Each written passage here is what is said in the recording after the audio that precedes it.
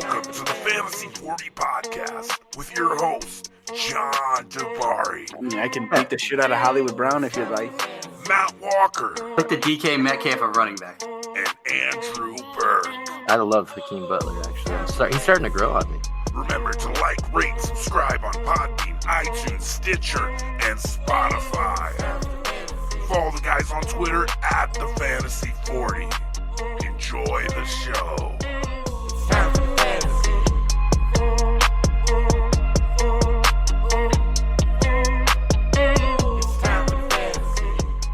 Welcome to the Fantasy 40 Podcast. We are back. Myself, Andrew Burke, John Dabari, and Matt Walker. We are in, week 7? Trying to pull 8. Jeez, it's just flying by. So now's the time. If you're in redrafts, I guess, and you're sitting there in the middle or the bottom of the pack, you need to make some power moves. If you're holding on to a guy like Barkley, maybe get 3 for him and try to shore up some loose ends on your team. Dynasty. I have a few teams I want to blow up at this point. There's no chance of making the playoffs. John, how are you sitting in most of your leagues? So far, so good. The teams that I thought would be shitty are shitty. The teams I thought would be good are good. So that nothing has been surprising for me. Everything's kind of played out how I thought it would heading into the season. Walk, you have any teams you're supposed to be blowing up about now, or are you sitting pretty? Got a lot of middlers. No real tank teams right now, but in our lovely Infinity Wars league, I did just put a message out this morning.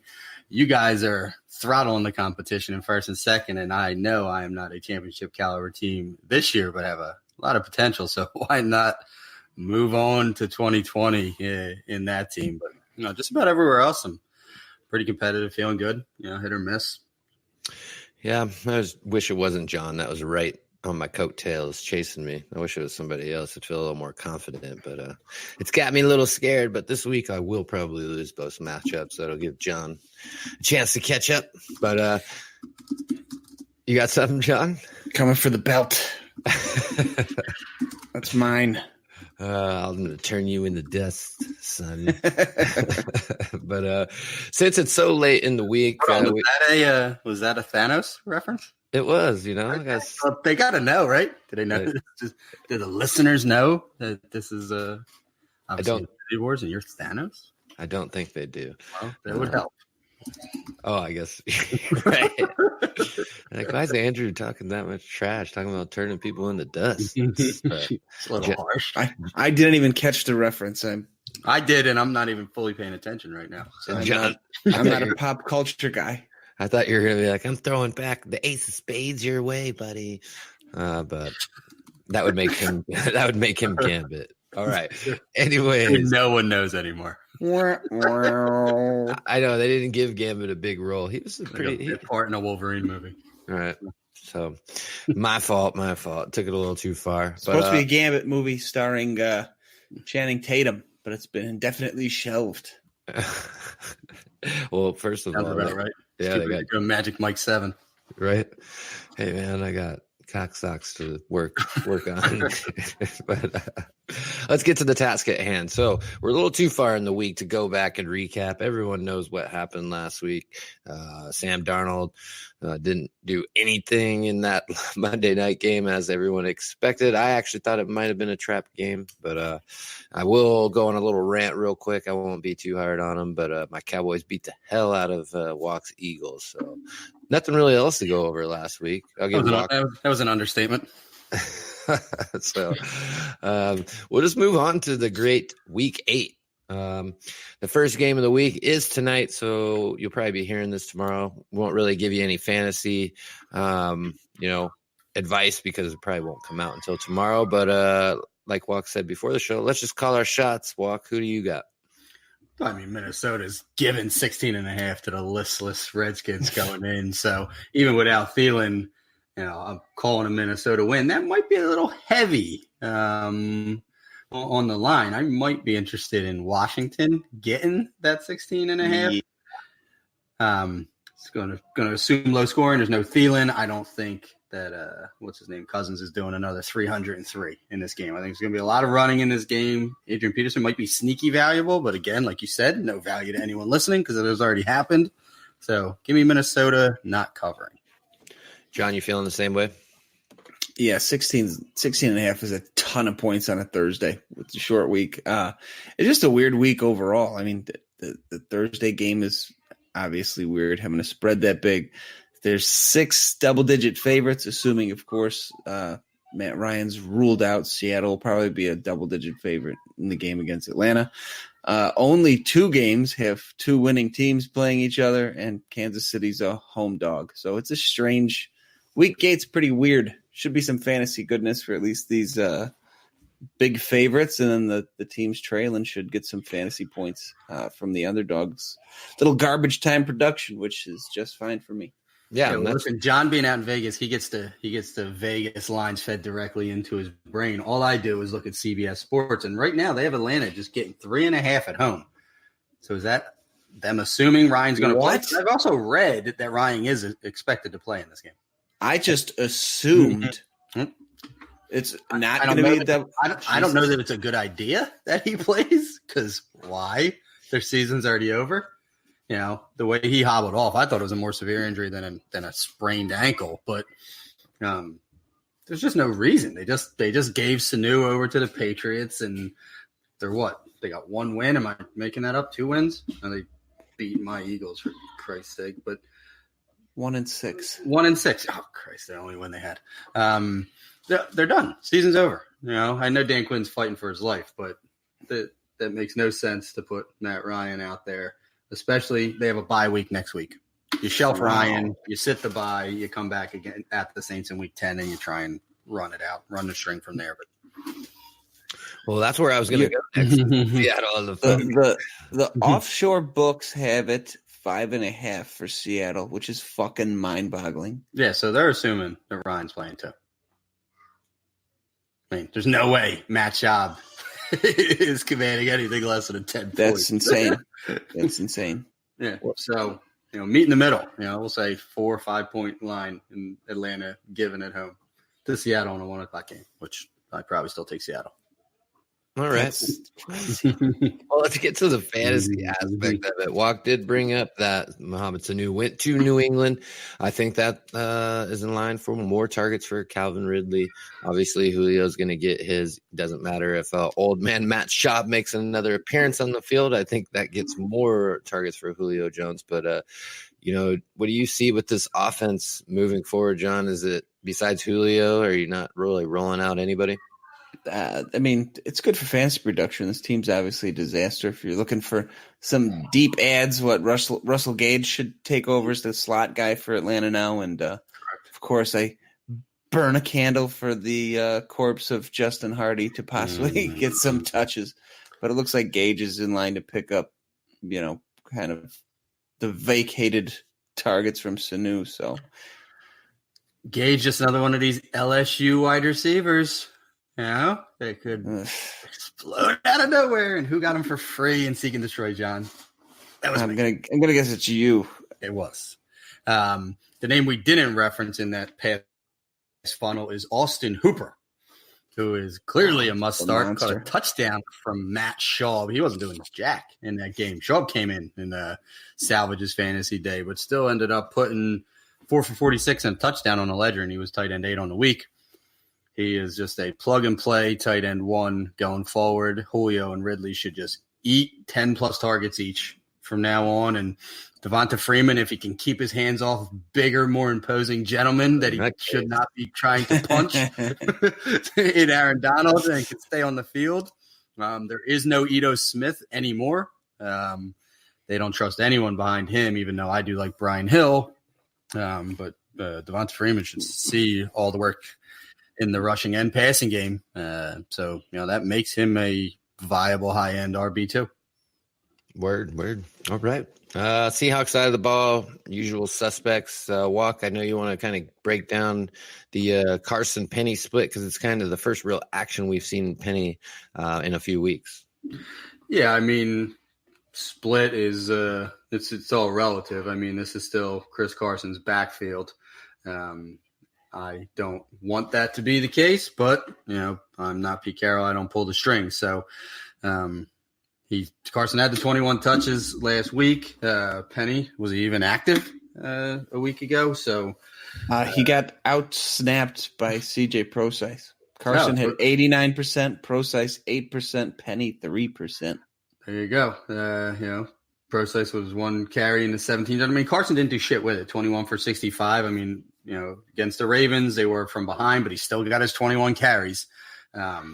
It's my problem with Carson is he's volume dependent. They still gave him that volume in a loss, and he wasn't really productive because he didn't do much in the passing game. But better days are ahead against Atlanta. He should see 20 to 25 carries again. They're likely going to be ahead in this game. So, I mean, Carson's an RB1 again, and Rashard Penny, hopefully he gets traded before the deadline to somewhere that will appreciate him. All right. Well, I think we kind of spent a lot of time on that Seahawks-Falcons game. We have the Chargers and the Bears. The Chargers are struggling of late. I mean, it's just getting ugly, but so are the Bears. I mean, everyone's calling for Mitchell Trubisky's head at this point, John. Fantasy-wise, what are you getting from this game as a whole? I mean, it's going to be an ugly one. Give me Austin Eckler and everyone else. Well, Keenan Allen too, I suppose, but everyone else can go in the trash heap of fantasy. Not interested. Total's only 41, one of the lowest scores on the slate this week as well. Keenan Allen has been a tough one for me because I absolutely love Keenan Allen, and he came out of the gates. He was wide receiver 1 weeks 1 through 3, and he is just fallen through his own floor thereafter. I mean, he was wide receiver 38 last week. He only caught 4 of 11 targets from Phillip Rivers. I mean, something's going wrong there. And is he just getting double teamed? I haven't seen a lot of it, but I know he's getting the target volume and just nothing's happening. I'm assuming they're just shading a ton of coverage over his way. Is that you would accurate? have to think so? And I guess the benefits, the Austin Ecklers and the Hunter Henrys of the world, because it's not Mike Williams hasn't really been doing anything with it. But like I said, 11 targets to Keenan Allen. I mean, catching 4 of them is not a Keenan Allen type stat line. I mean, he is a reliable, quality route runner, and if Phillip Rivers puts it on him, he's catching the ball. So I haven't seen the games either. I mean, it's been disheartening as a Keenan Allen owner in a lot of places. That if I hear he's getting 11 targets, I'm expecting a lot more than 10.1 PPR points from Keenan Allen. Are we concerned this is kind of the end of his run of being a wide receiver 1? I mean, am I jumping to conclusions a little too fast? I mean, I'm concerned it's the end of Phillip Rivers' run. Personally, because it's just not looked as crisp, and he has the same receiver core that he's had in the past, so it doesn't even need to develop chemistry. Literally every one of his weapons was there for the last 2 seasons in different capacities, and he's just not as dependable. I mean, he put a QB 10 performance on a ledger last week, but it was in comeback mode. I mean, he had 2 junk touchdowns. Both of his touchdowns, I believe, were in the 4th quarter. At least the one to Eckler was. So he's just not getting off the bus, and it's almost like they have to be behind by 14 points for Phillip Rivers to show up. Yeah, I mean, I haven't been catching too many games, so I can't comment. I'm only seeing the highlights, but there's not much to see there. Let's go to listen, I can tell you what we need to stop saying. It's them force-feeding Melvin Gordon the ball. John said that it should be Eckler, and I agree 100%. They are doing everything for whatever in their power, to not respect Austin Eckler.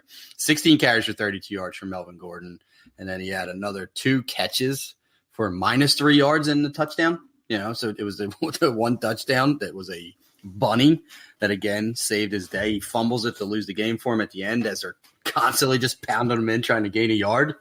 It's mind-boggling that people can't see that Eckler's – well, they know it. Eckler's just better for this offense, but they're paying Gordon. So they're using him. That's frustrating. That's what I was getting at a couple of weeks ago. I was saying, man, after even the first game, seeing Melvin Gordon, what he was putting on the field, I'm like, they're noticeably worse. They are with Melvin Gordon. Yeah. And the rest of the league's probably like, yes. And what someone I saw a tweet, not to get into contract situations, but somebody said Melvin should have went full Le'Veon because right now he is not going to get paid off this. So gonna earn himself not helping fantasy owners $4 million. You think he gets 4? I think he ends up getting picked up in the XFL. Shit. Be better off for him. All right, man, we got some crap games on the slate, really. I mean, the next ones, we got the Giants and Lions, Jets, Jags, Bengals, Rams, Buccaneers, Titans. I mean, those four right there, we could group together. We'll go one at a time, kind of like a rapid fire section, because I do not want to spend any time talking about any of those teams. Maybe a little bit about the Rams and their bounce back, but Giants, Lions. See, that's the game that jumped out at me when one, no carry on anymore. We didn't really tackle injuries at the beginning of this. Carry on had a knee procedure and he got put on IR. So he's at least out for 8 weeks if he's even designated a return, which I doubt is to week 16. Yeah. So if they're in a playoff run, which is entirely possible, they're not a bad team, but unlikely. So right now it's Ty Johnson with J.D. McKissick as the receiving downs back. They elevated Paul Perkins. Who knows if they bring back C.J. Anderson, but it's just going to be a mess in their backfield. But Stafford was lights out last week, 364, 4 touchdowns, all to Marvin Jones, because of course he just refuses to give anything to Kenny Golladay, who I think had 1 catch in the game. Yeah. You see a Matt Stafford stat line of 364 and 4, and what are we just blindly going, oh, that's 102 to Golladay, right? So better days are ahead for Golladay. Course correction. It's just Marvin Jones has these games every once in a while, but they're going to be able to throw on the Giants, and they're going to have to throw on the Giants. So run Marvin Jones back. Galladay should be a get-right game. I think those running backs could catch the ball. Amendola was a borderline RB1 last week in PPR. Wide receiver 1 in PPR. And who knows what the tight ends are going to do. But I like the pass catchers in that game. I think both teams can get thrown on. I think he said Tate in there. Yeah, I think he said Ellison last week. He crept into the end zone. I don't know if he saw it good or rolling or whatever that big dude does. Yeah, this is one of the highest scoring games of the weekend too. So there should be your narrative is correct. They're expecting it to be a high scoring game. Yeah, and the irony of Red Ellison was that what's his name? Ingram was active. He got poked in the eye early. Nothing. And then didn't do shit. So Ellison shouldn't have happened. He got the lone touchdown that Ingram should have had. But I would be targeting that game for pass catchers. All right. Well, I'll give you the next one then, John. We got the Jets and the Jaguars. I see Greg Williams. He's probably going to blitz Minshew the whole game, stack the box against Fournette. It won't be till the fourth quarter. Fournette will rip off his 74-yard run and get tackled at the 3, not score another touchdown. Am I missing anything from this game? The Jets are terrible. Adam Gase sucks. Jacksonville should win at home. Fantasy, without Ramsey, who they've been without for a couple weeks now. I mean, Robbie Anderson's probably in play. You assume the Jets do something on offense after their disaster was showing on Monday. So I expect a little life out of the Jets. But, if you have Lev Bell, obviously you're playing him. I'd play Robbie Anderson, PPR. Crowder's probably in play. And then on the Jacksonville side, you play the guys you've been playing all year, like Shark and awful Dede, who hasn't done shit. And Fournette and Minshew. Gosh, this game's gross. Another low scoring one. Yeah, Dede had a week last week. He was their leading receiver last week. Interestingly enough, it's Shark's kind of faded. Shark the last couple of weeks, and I think Foles is back in practice, so that's just going to get all muddied again. Le'Veon Bell deserves better. As much as the fantasy community wanted to break his fucking neck last year for sitting out, he is so much fun to watch, man. Like on any competitive team, he is a high end RB1 again. Because he'd just getting some bunny touchdowns. He'd get better work. What is confusing the shit out of me is that they are not using him at all in the passing game. If you're getting blitzed 24/7 by the Patriots, how does Le'Veon Bell not have 10 just dump off targets? In that game, is a piece of shit. It's unbelievable. He had 4 targets in that game. The week before, in a win, they were barely using him, and he only had 1 target. He's an amazing pass catcher. He's one of the best pass catching backs in the league, and he's had 5 targets the last 2 weeks with Darnold back under center. He should have 5 targets a game minimum. It blows my mind, and they better get right on this because the Jags linebackers are shit in coverage. So he could eat on them all day, just on intermediate routes. Crowder and Le'Veon Bell should have 10 targets each in this game. Yeah, ever since old Telvin Smith decided to step away, it's kind of went a little bit downhill for those Jags. We have the Bungholes. I'm at the Bengals against the Rams. Who are you rolling out in that one? That's a tough one over in Wembley Stadium. The Rams -13 right now. Probably not enough, even though they're trash because the Bengals are just dumpster fire. You want to say Gurley, but this is a scenario where when they get ahead, Gurley's not going to be in the game. It's going to be Brown or Henderson probably playing the entirety of the second half. So I don't know that Gurley's going to see more than like 12 to 15 touches in this game. That might be his high watermark. So it's, who do you start? I'm not trusting Goff, ever. I never have. I never will. Wow. It's probably going to be an ugly game. Go with the Cincinnati pass catchers. Everett's been solid, in a tight end plan. You start him. You're obviously going to fire up Kupp. I'm not trusting Brandon Cooks. Robert Woods is, not dependable either, just because their offense isn't as efficient and high powered as it was in years past. So I'd probably be more interested in starting like an Auden Tate or a Tyler Boyd. Isn't Tate going to see Ramsey? Yeah. I would say Boyd would see Ramsey. Boyd's going to come out of the slot. Does Ramsey move to the slot? I don't think so. He should, because you just erase Boyd and then let Alex Erickson try and beat you up all day long on the outside. I mean, that's a winning formula right there. But yeah, I was going to say, if Ramsey even looks at Tate, he's not catching a ball. So I think there's a world where a running back not named Gurley or Mixon is the top scoring fantasy running back in this game. Do we want to have a sidebar about Mixon's almost amazing output he put on the field last week? What was it? 10 rushes, 2 yards or something like that? I was going to say the tremendous touchdown catch he had. Oh, that was a 2-yard catch as well. I mean, he's getting down the field. It's amazing. Listen, I love him. I'm not going anywhere. It's been an absolutely dreadful season. They still barely use him in the passing game, which is just mind blowing. He had 2 targets in that game. One was a 2-yard touchdown catch. I mean, can't explain the 10 for 2. Their offensive line's dog shit. But all the more reason why you should have 10 catches and 2 rushes. I can't fathom how you can be this bad at blocking and make it to the NFL on an NFL roster. Not only make it, but start in a game to where you cannot rush for more than 2.5 yards a carry. But to end the game, and I'm not blaming Mixon. You're right, Walk. It's the O-line. It's just everything. They need to fire everyone, cut everyone, and can we have an expansion draft? We're the Bengals, but listen, I know they got hit with injuries and all, and they're starting left tackle. His name escaped me. The kid they drafted is out, and then someone retired on him. But it's still no excuse. You should still have 3 starting caliber linemen on your team, and I can't think how any of those guys is holding their own water. Billy Price, from what I hear and see, has been terrible. And he was supposed to solidify the middle, and then the rest of that line is just replacement level. So. Yeah, that John Ross pick is really helping them out. Let's go to the Buccaneers and the Titans. So Ryan Tannehill takes over, and Corey Davis all of a sudden is the talk of the town all over the interwebs. Beautiful. He is back. He's got himself a quarterback. Are we buying into this? Nope. I am. Nope.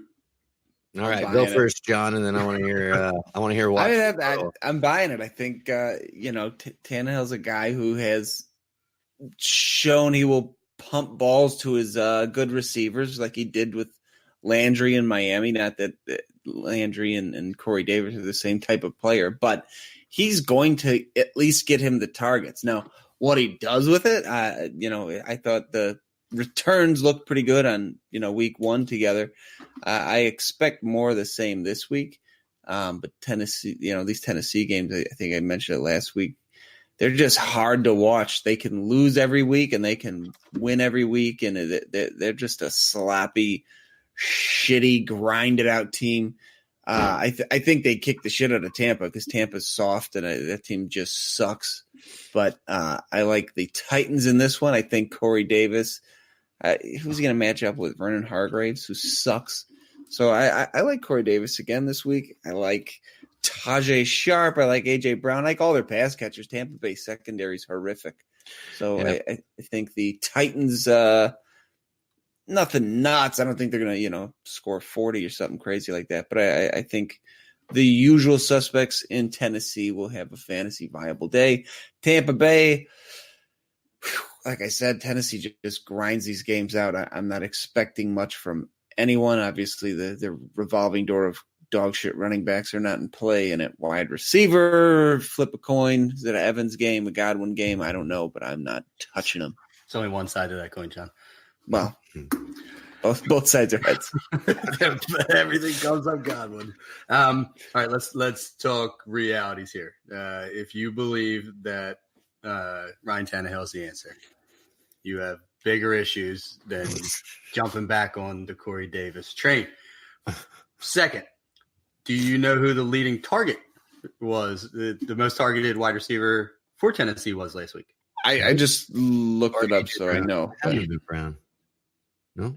Okay, yes, it was not Corey Davis. Okay, so in the first game back, Corey Davis wasn't even the most targeted player by Ryan Tannehill. He had 7 to A.J. Brown's 8. A.J. Brown had a almost, mirror game, 6 for 64. Just didn't get the touchdown that Davis did. So I'm not all on board Corey Davis. I think it was a good game for him.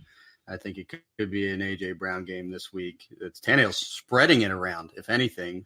Corey Davis saw 24% of the targets, which is under like the 30+% he was getting in years past from Mariota. So he was getting the targets before. That wasn't a problem. So I guess we're talking quality of targets, and Mariota isn't light years better than – Tannehill isn't light years better than Mariota. So fire up Corey Davis this week, and you are just as likely to be disappointed as you would be in years past with Corey Davis. So proceed with caution. He is no better than a low-end wide receiver 2 this week.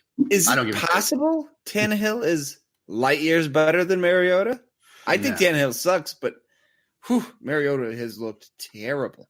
Tannehill spent more of his career as a college wide receiver than he did as a professional quarterback, I believe.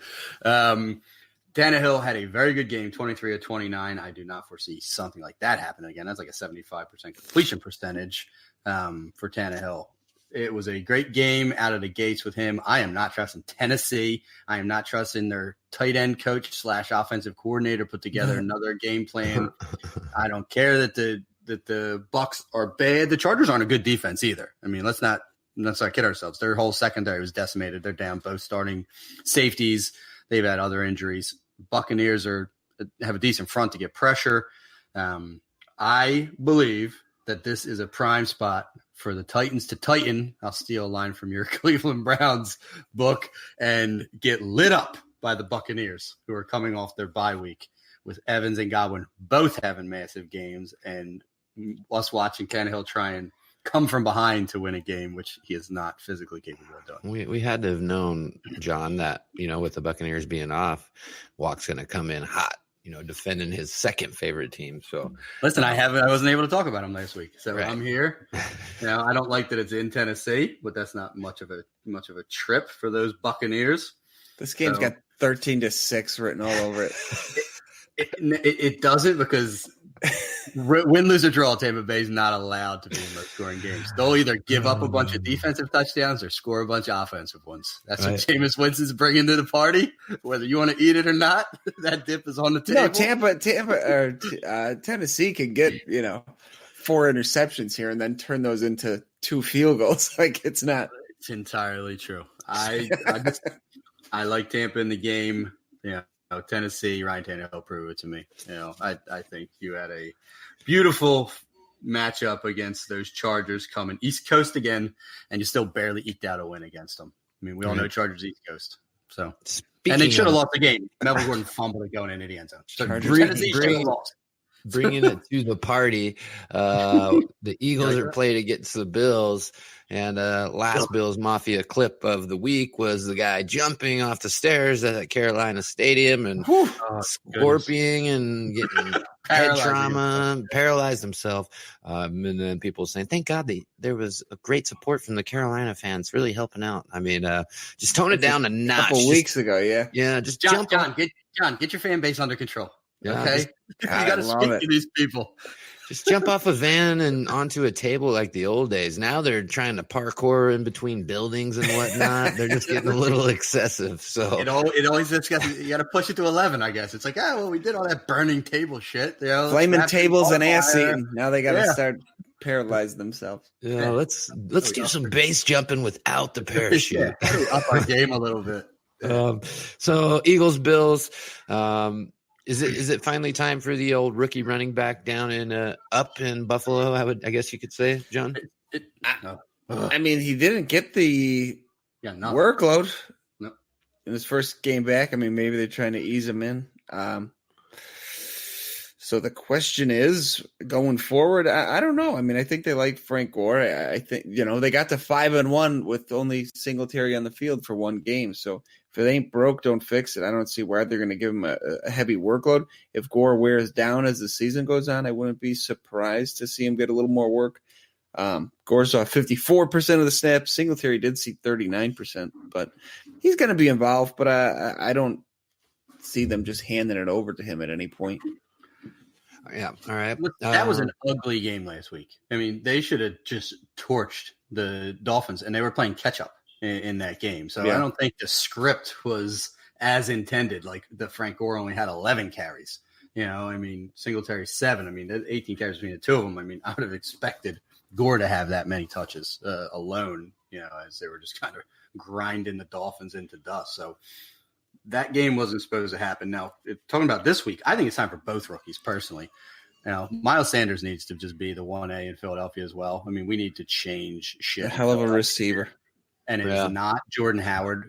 Win, lose, or draw on what he brings to the rushing game. He is a dynamic pass catcher, and we desperately need that on the field in Philly. I like what Devin Singletary is doing. Gore's not going away. That's unfortunate.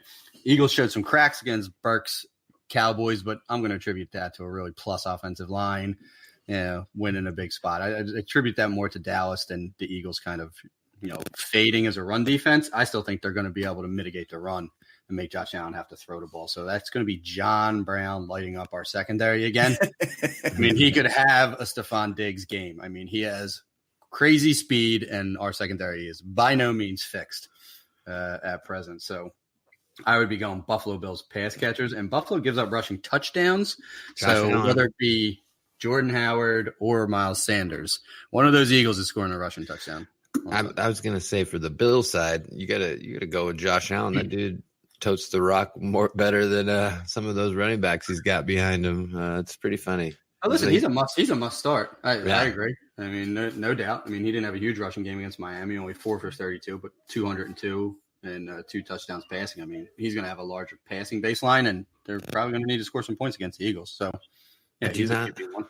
Yeah, I do not know why, but I'm really starting to become a secret Josh Allen fanboy. It's fun to watch. Yeah, I don't know why. I mean, he runs a bunch. He takes big hits. He does fire some lasers, and then does throw.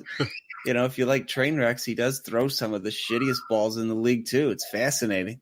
It is. Broncos Colts battle of the horsies. Eric Ebron with the one-handed back of the end zone catch. It was a thing to see. I think one of the better catches of the year so far. Emmanuel Sanders has left the building and went to San Francisco. So the Broncos are left with Cortland Sutton. If Deshaun Hamilton is anywhere, he's somewhere on the roster for the Broncos. But every week I keep sneaking him out there in some of my deeper leagues. Nothing. Oh, boy, yeah. Are we going to get anything from this guy? I mean, I know the talent's there. The tape doesn't lie, but so far in his NFL career, I've been slightly disappointed. This is it, though. Yeah, go ahead, John. No, this is it. I mean, they're giving him his chance, obviously. The intended role when Sutton and Hamilton were drafted were to take over for Thomas and Sanders. Now they're both gone. So I think they're going to give him every opportunity to succeed. Now, what he does with that from here on out remains to be seen, but he should get the chances. Yeah, 100%. And whether it was, the fact that they never expected Sanders back on the field, or it was, just kind of a veteran deference, or right out of the gate, Elway's like, this guy's, he's active. We're going to throw him out there as much as possible to drum up trade value. Well, they got it, and I don't think they had long-term designs on Sanders. So maybe Hamilton was a product of internal decision-making. And now he's going to be back on the field as that underneath kind of reliable pass catcher. But even last year, I mean, he was catching a ton of balls, and I think he averaged like 9 yards a catch. I mean, he wasn't like explosive downfield. He was just like a kind of a tight end. It's like a Mohamed Sanu type role. Yeah, and he can be that again. In a PPR, he's valuable. In any type of standard league, I'm not going anywhere near Hamilton, but he's going to get a shot. He's the clear 2 there now, but maybe Noah Fant gets a little bit more work in that game. They just don't have any other pass catchers. Was it Tim Patrick? Whole team sucks. Yeah, I don't even know who else is there behind him. So by default, Hamilton should get some work, but I'm not going to go crazy about it. Let's talk about those Colts and what they did to those Texans last week. I'm pretty sure I called Brissett having a balls game on the episode last week, and he could run it right back against Denver this week. I don't think they're a sieve at all, but they're just listless. I mean, Flacco is not going to really keep them honest, so maybe they run it a lot, and maybe it's a Marlon Mack game. But I think another reasonable 200-yard, 2-touchdown game with a little rushing from Brissett is in the offing, and Indy should easily win this game. I think if the Broncos had someone to turn to behind Joe Flacco, they would make that move about now, but they really don't. So I don't know. This is another. Well, it's a lost season already. They're 2-5. They're in no rush to, what's his name from Missouri? He's IR'd, I believe. Yeah, he's on injured reserve. So even if he's week 8? So IR to return, he'd be eligible after this week. They're in no rush to. Yeah. They're in no rush to rush him out there. So that Denver is the third best, worst, however you want to say it. They minimize fantasy points to the quarterback. Actually, only the Niners and Patriots have given up less fantasy points to the quarterback this year than Denver. Wow. In 7 games. So maybe it's a Marlon Mack game. Marlon Mack. Gross. Yep. Stand corrected. Maybe it's not a protected.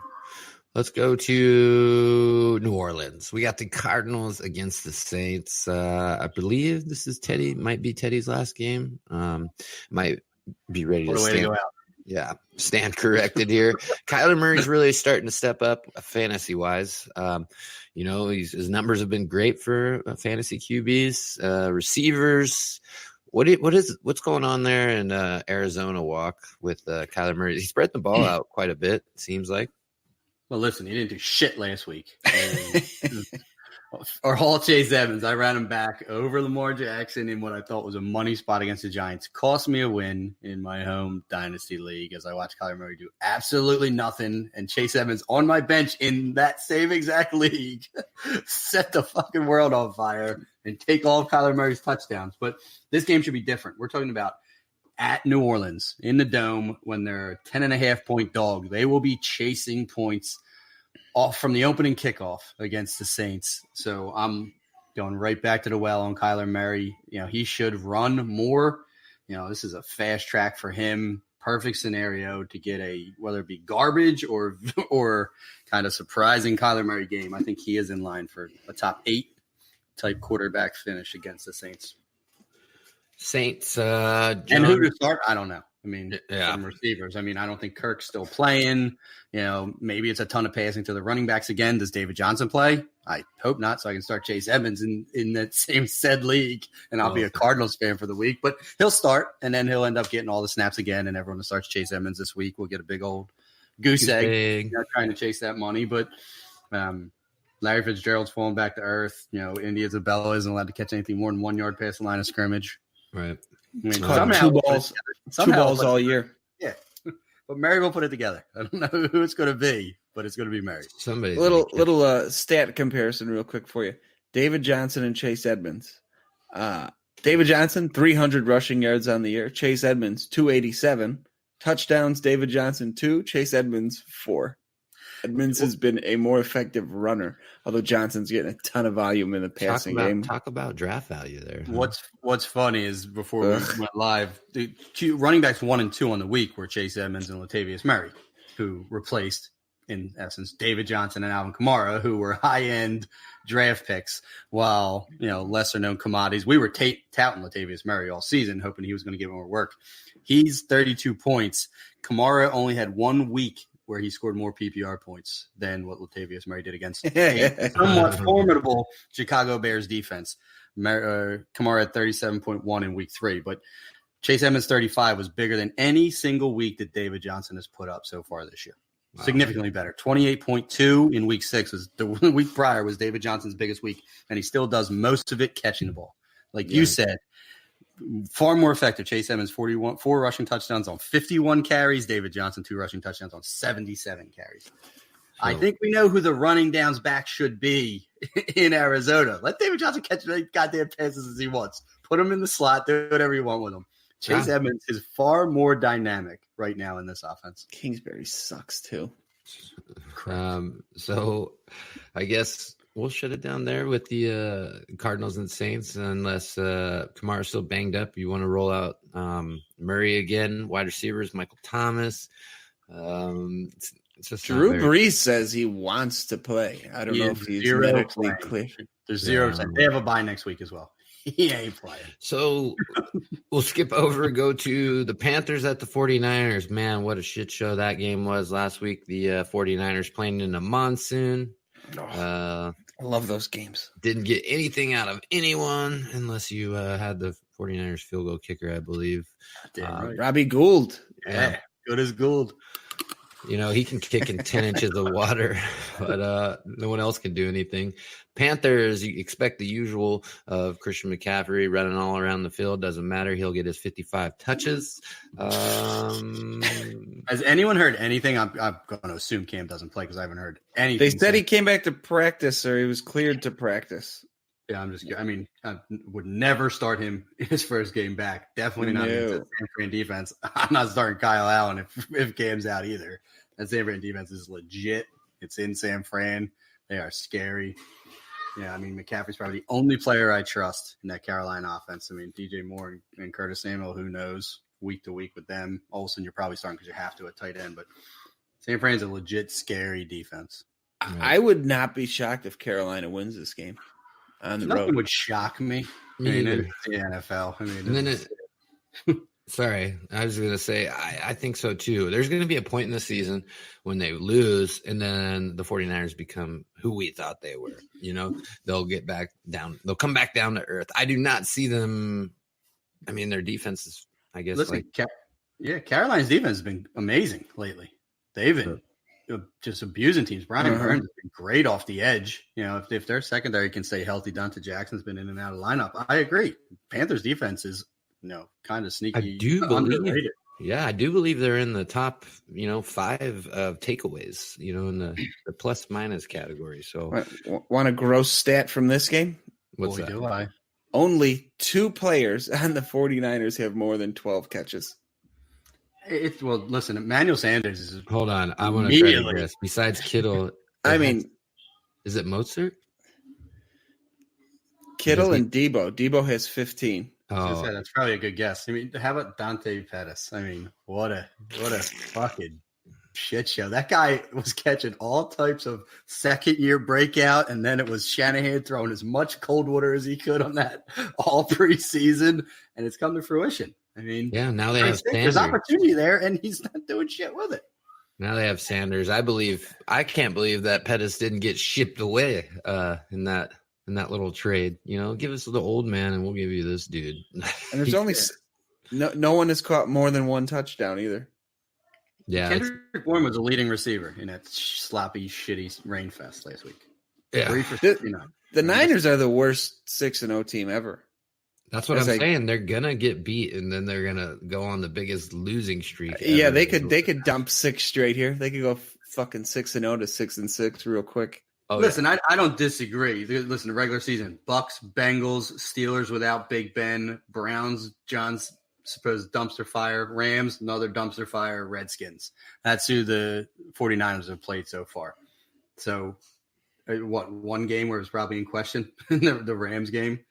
Other than that, it's been the Rams. It's been the 49ers defense, just carrying them week in and week out. Panthers might be the stiffest test they've had so far. Here, listen what they got coming. Carolina could lose. Arizona probably win. Seattle lose. Arizona probably win again. Green Bay, Baltimore, New Orleans, Atlanta, the Rams, Seattle. Yeah, they got a rough. That's how you finish the season. 12 through 17, they get a week 15 gift against the Falcons, who are just mailing it in by then. Dan Quinn's not even their head coach. Outside of that, they're going to get punched in the mouth. Listen, in 3 of those games, at Ravens, 6-0 to 9-7, real quick. Oh yeah. Easy. They're backing in, and listen, that's 9-7 awesome that they haven't played Seattle either yet. Yeah, they get Seattle in weeks 10 and week 17, and it's at Seattle week 17. That could well be for the division. Raiders, Texans, Deshaun Watson, maybe a rebound game. Will Fuller, we did it, gentlemen. Got rid of him. I don't want to say what we did because I feel like a jerk, but we did it. If you listen to the show, you know what we're talking about. I don't want to seem like a huge asshole, but he's another guy who we thought he was. Now it's time for maybe a little bit of Kiki Coutier to go along with that DeAndre Hopkins, but Kenny Stills. Kenny Stills is also a great value. So I guess Hyde took last week off, so this is another Carlos Hyde game as well. Hyde takes every week off. Whatever walk he's been I think he's got to be in the RB2 still category. So high water bar right there. Okay. Raiders. What do we got here besides Josh Jacobs? That dipshit is Carlos Hyde. He's running back 22. I told you. Snuck him in there. 111 carries. That Bill O'Brien should be ashamed of himself. They're giving him 111 carries. Talk about riding it till the wheels fall off. They're getting their money's worth out there out of Mr. Carlos Hyde. But, John, I'm more interested on the Raiders side of the ball. What we do with anyone besides a guy named not Josh Jacobs. It's kind of a mess still there. This is the highest scoring game of the week, projected 51.5 points. Obviously Darren Waller has emerged as a fantasy must start every week. And if you're in a pinch, I had to start Foster Moreau in a couple spots last week. And, he's the clear 1B in that passing game, in my opinion, behind Waller. They're going to target both of the tight ends. The upside isn't there with Moreau so much, but I think he's got a safe floor every week. And if he gets it in the end zone, you got a pretty sneaky play that you probably weren't expecting many points from. But Oakland is still a dumpster fire. I don't see the scoring in this game like they are projecting it because I don't see Oakland scoring a ton here. I could see Houston put up the points just because they've done it. But this is this game seems like a fantasy trap for me. I think a lot of people are going to try to get big pieces of this game, but I wouldn't be shocked if it sucks. Yeah. I mean, John, I'm curious how you don't see Oakland putting up points on them. Everyone puts up points on the Texans. I mean, it's just the way it goes. I just don't think it's going to be as high as it's projected. I just don't see it. I hear you. I mean, the last couple of weeks, Colts put 30 on them. Chiefs put 24 on them. Falcons put 32 on them. Panthers. Those are all much significantly better offenses. Yeah, Chargers put 20 on them. I think they put 20. Put 30 on them. I mean, we're naming better offenses for sure. But I think there's going to be points to be had. I did see that Josh Jacobs is a little banged up with his shoulder. They actually, I think it came out and flat out said they shot him up in the locker room to come out and finish that game last week where he was amazing. But now once that wears off and Monday sets in, that shoulder's hanging off your arm. Yeah, he's a little scared for Josh Jacobs, and who is right now running back 12 on the season. Like I said, he was going to be before the season started, and he's done it on 12 targets. That is the most amazing stat that is crazy. Josh Jacobs. He has 9 catches on the year. One less game than some people. There's only 2 other running backs in the top 10 with 6 games, and that's Chubb and McCaffrey, obviously. But him being able to do this without being involved in the passing game, I would say was not a possibility. Yeah. So kudos to him. He's amazing. Sounds like volume, baby, volume. The old Bowie Miles treatment. Let's just shoot him up. He'll be fine. Get out there. Browns, Patriots. I don't know how much they're going to involve Mohamed Sanu this week, but you could tell that Brady does need a little help. I mean, it's Edelman and I guess Jacoby Myers. Ben Watson was heavily targeted in that Jets game. I don't know what we get going forward. There was a few that bounced off his face mask because when he's getting out of his breaks, he's a little slow to get his head around, and Brady was pegging him in the head. I don't think he's used to quarterbacks getting rid of the ball in 0.5 seconds because that's what Tom does. He does not waste any time getting that ball out of his hands. I think this is another game where we're just disappointed by Baker Mayfield and the Browns offense besides Nick Chubb. Anybody want to go there with the Browns? I mean, we know what we're getting with the Patriots. John? Dumpster fire. I mean, they're, everybody's darling. They're going to be 2-5 and pretty much out of the playoff picture already. What did they lose last year? 7 games? Were they 8-7-1? Cleveland? Sounds about right. They're gonna have a hard time getting back to that. So sinking ship. The Patriots should beat the hell out of them. Looking for Mr. Turnover Baker Mayfield to throw another 2 or 3 picks to New England this week, because that's what they do. Yeah. A few things to say here, and I don't disagree with you. This could be another ugly game. Josh Gordon, we didn't mention it, went on IR, which further explains the Mohamed Sanu acquisition. Sanu seems like a Patriot player all the way, just a fundamentally sound, dependable type player who I can see getting 8 targets right off the bus from Tom Brady week 1. So kudos to them. I'm surprised that they gave up a second-round pick for him, because reports were they offered a second-round pick to Atlanta before the season, and Atlanta turned it down. So if I'm New England, I'm coming back and going, hey, guys, it's a 3rd-round pick now. I'm not giving you that second round that you turned down earlier in the season now. You're burning this shit down. I was surprised that the Patriots gave up a second for him. But we mentioned schedules earlier on with the 49ers. Listen to this schedule for the Browns. Yes, they're going to get smacked around by the Patriots, in all likelihood in Foxborough. But after that, at Broncos, versus Bills, versus Steelers, versus Dolphins, at Steelers, versus Bengals, at Cardinals. Then they do catch the Ravens, and then at Bengals. Remainder of the season. Versus Bills won't be the prettiest thing, but every other one of those matchups, at least from a fantasy perspective, are huge pluses and likely wins for those Browns. So, I mean, outside of the Ravens, you name me a team that should beat them. Maybe the Bills and Ravens.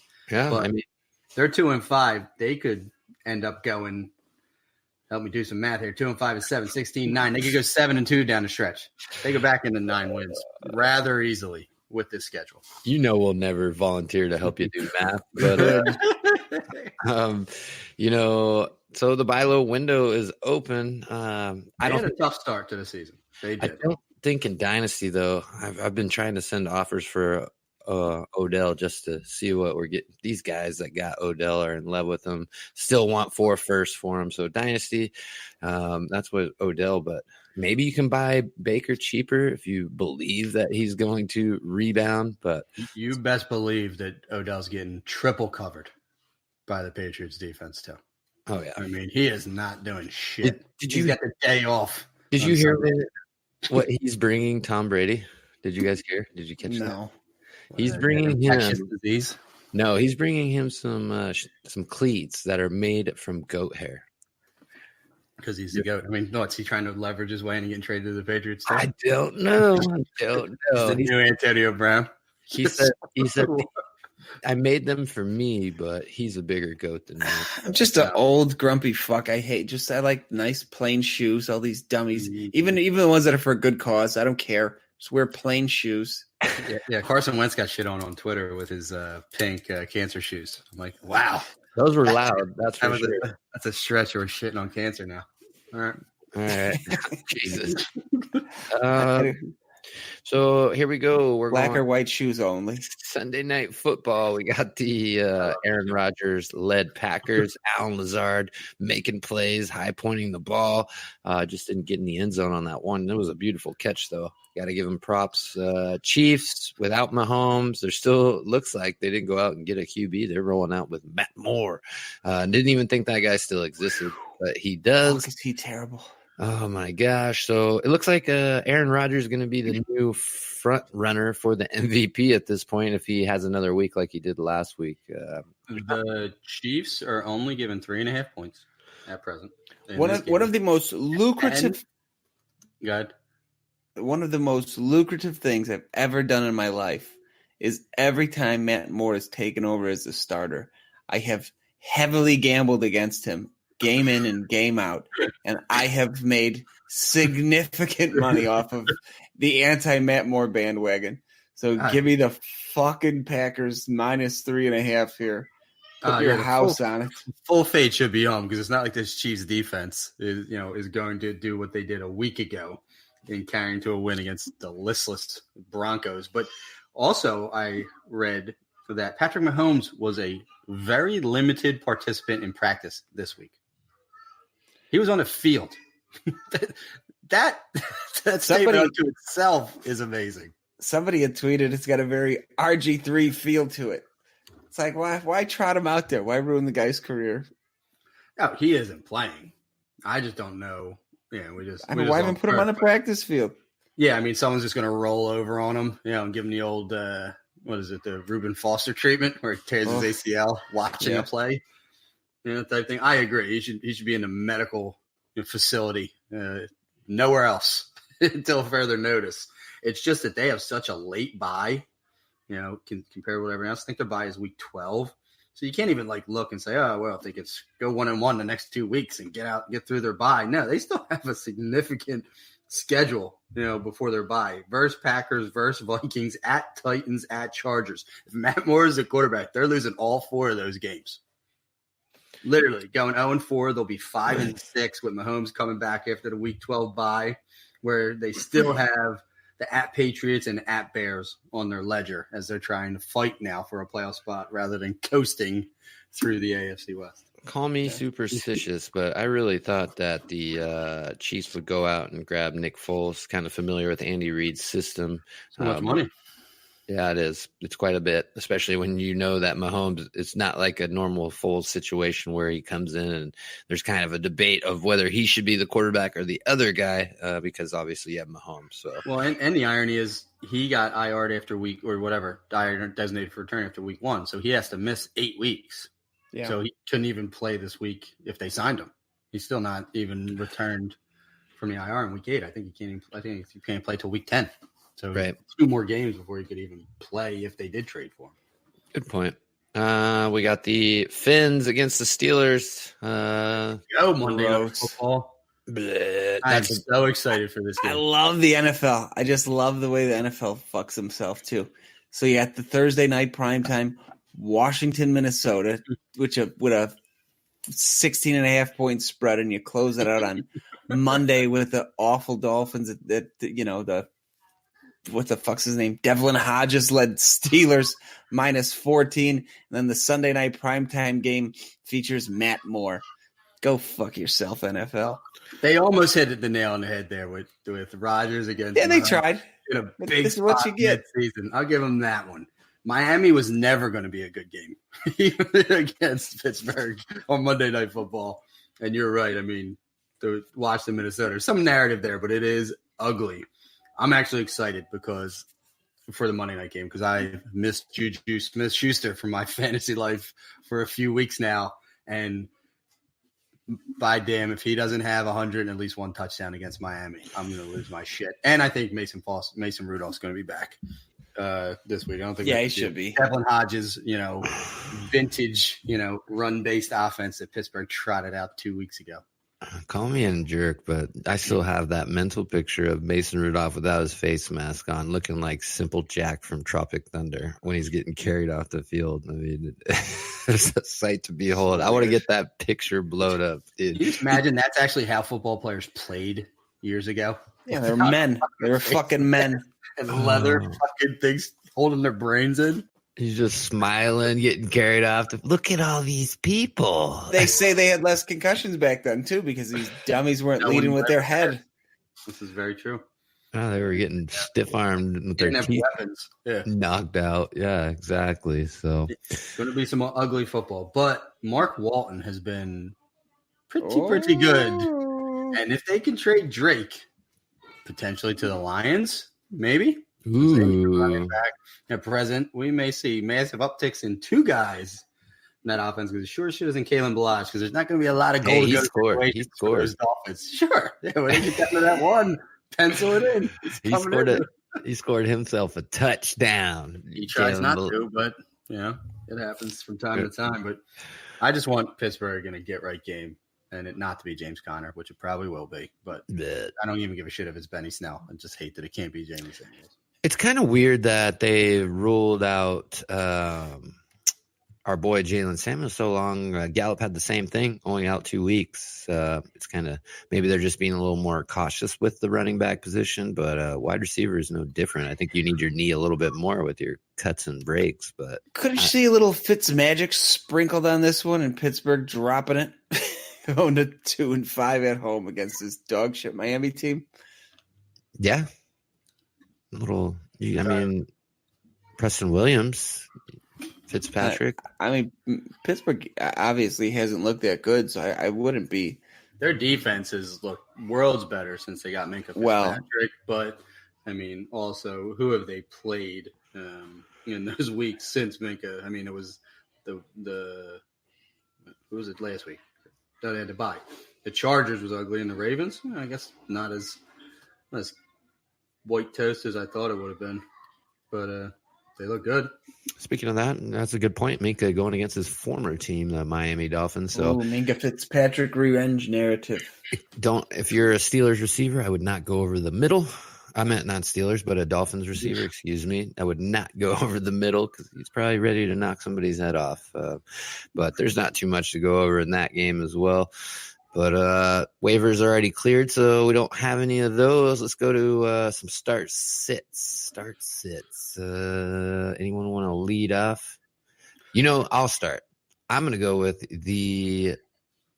what is it? They're called the Detroit Lions. I'm going to not go with, what's his name? Is it Gus Johnson? Is that his name? Ty Johnson. I'm thinking of Gus Edwards NBA. or something like it. I don't know. I'm actually going to roll out J.D. McKissick. Kind of use him like Theo Riddick was used. Not a lot of people talking about him. Maybe he is a waiver ad. If you hear this late and he's still available, scoop him up. That's who I would start in a flex spot there this week. I'm with you. I think in a PPR league, I said the same thing someone asked me earlier this week. Is I like Ty Johnson, though, but he didn't look great, when he replaced Kerryon Johnson last week. But McKissick's been a product of this offense, and he is a good pass catcher. He showed it in Seattle. So I'm with you. They can certainly use that role. If we're looking for I'm on the Jonnu Smith train. Yep, pretty Walker went down. Invested. So we all know I like talking about them tight ends. Laney Walker, bless his heart, is dealing with an ankle injury, a perpetual ankle injury, it seems like, and he really hasn't been viable since his huge 2-touchdown week 1. Right. John was talking about Tennessee, Tampa Bay earlier, and Tampa Bay sucks.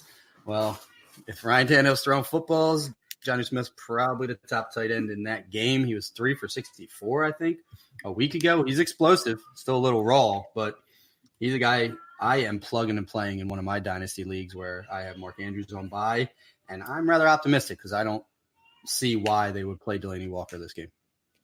Yeah, me either. John? Going back to the Detroit Giants game, Darius Slayton, if it does end up being a shootout, give me the best, most explosive, boom or bust player the Giants have. Give me Slayton, maybe catch a long touchdown there. I mentioned Gerald Everett earlier. Cincinnati has been horrific against tight ends this year, and Everett's been pretty involved for the Rams, so he could go off in England. And basically, this is more for redraft. Obviously, Dynasty is already long gone, but Kareem Hunt is back on the practice field and should be back in 2 weeks. I think Cleveland has a bye coming up, and then he'll be back. So Cleveland just had their bye, but you're right. So they just had their bye later. So I missed it. Okay. So then this is week 10 that he gets to come back. 7. So yeah, week after next he'll be back. But he is practicing with the team. Redraft leagues, grab him a few weeks early if he is out there. Yeah, get him free. Another guy who had a massive week last week, who I think can go back to the well, is Zach Pascal, who it set up perfectly for him last week. And they're home against Denver. Chris Harris is going to be on T.Y. Hilton, who's still had a decent day. But Pascal is clearly the wide receiver, too, in Indy. So he's set up for another decent day against Denver. If he's still sitting out there because no one believed, he could be a plug and play if you got any buys or injuries as a good flex type wide receiver 3. Yeah, I don't disagree there, especially, I think we went with, we talked a little bit about it earlier. Houston lost Will Fuller. So I think Walk pointed it out. Kenny Stills might take over that role. Might be another guy you want to look at.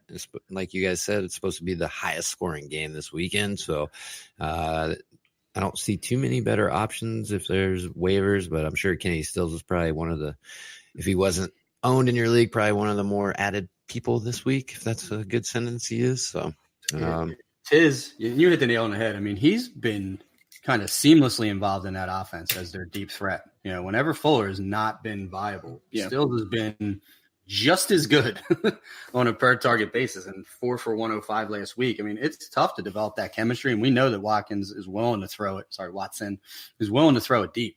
I agree with you 100%. Kenny Stills was a must add and is probably a must start in this game. So we'll shut it down there. Thanks everybody for taking a listen. Remember to follow us at the Fantasy 40 on Twitter. I don't know which one of you guys. I mean, we all kind of share the handle and tweet stuff out, but Walker, I know, has been pretty active while he's on the road, sitting in the airport waiting for his flights. But just shoot us a question or anything, and I'm sure one of us will BS with you back. Make sure to check out our Instagram. Same thing, at the Fantasy 40. Great pictures. I don't know what you got going on there. Walk's kind of running our Instagram account solo. So how's it going over there in the old Instagram land, Walk? Still trying to figure shit out over there. So bear with us.